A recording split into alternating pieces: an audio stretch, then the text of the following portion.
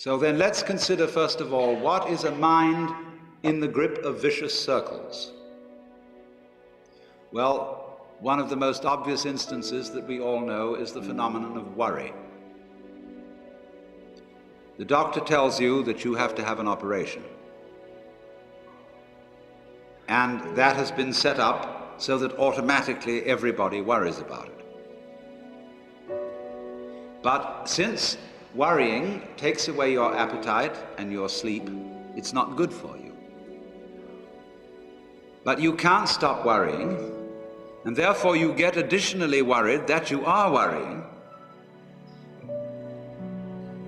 And then, furthermore, because that is quite absurd and you're mad at yourself because you do it, you are worried because you worry because you worry. That is a vicious circle.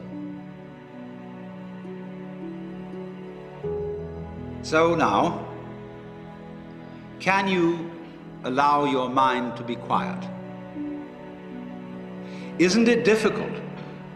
Because the mind seems to be like a monkey, jumping up and down and jabbering all the time. Once you've learned to think, you can't stop. And an enormous number of people devote their lives to keeping their minds busy and feel extremely uncomfortable with silence.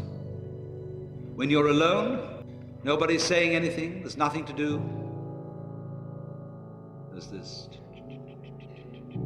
worry, this lack of distraction. I'm left alone with myself, and I want to get away from myself. I'm always wanting to get away from myself. That's why I go to the movies, that's why I read mystery stories, that's why I go after girls or anything that you do, or get drunk or whatever.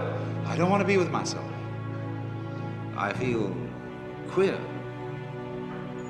So, well, why do you want to run away from yourself? What's so bad about it? Why do you want to forget this? Why do you want to become yourself? Because you are addicted to thoughts. This is a drug, a real dangerous one. Compulsive thinking, going on and on and on and on and on all the time. It's a habit. So there's a difficulty about stopping that activity. And you really have to stop it if you want to be sane.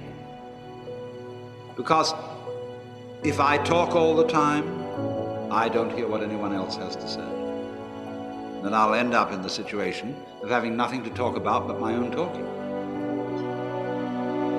Or so in exactly the same way, if I think all the time, I won't have anything to think about except thoughts.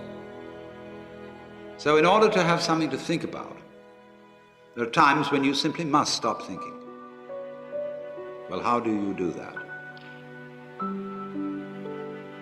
The first rule is don't try to.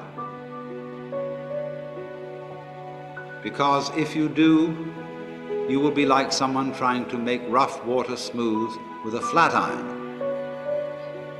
And all that will do will stir it up. So in the same way as a muddy, turbulent pool quiets itself when left alone, you have to know how to leave your mind alone.